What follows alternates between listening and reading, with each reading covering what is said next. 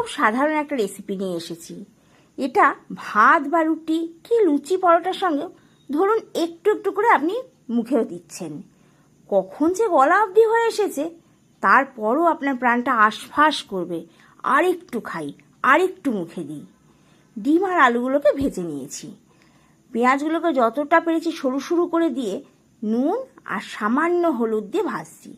মশলার জন্য নিয়েছিলাম জিরে, আদা, রসুন, লঙ্কা আর টমেটো। মশলাটা বেশ কষে এলে লাস্টে একটু গরম মশলা দিয়ে নেড়ে দিয়ে দিয়েছিলাম পরিমাণ মতো জল। জলটা এবার ভালো করে ফুটে উঠেছে। ভেতরে যে এই পেঁয়াজ আর মশলাটা আছে যতটা পেরেছি হাতা দিয়ে একে মিক্সিং জারে তুলে নিয়ে ঠান্ডা হতে দিয়েছি। আর ডিম আর আলু যেগুলো ভেজে রেখেছিলাম সব দিয়ে এবার ঢাকা লাগিয়ে দিলাম। পেঁয়াজটা দেখুন একদম মসৃণ করে আমি বেটে নিয়েছি। ঢাকাটা সরিয়ে নিয়েছি, ডিম আর আলুগুলো সব সেদ্ধ হয়ে গেছে। আর এবার গোটা মশলাটা দিয়ে গ্যাসের আঁচটাকে একদম মিডিয়ামে রেখে ধীরে ধীরে একেবারে শুকিয়ে নিয়েছি।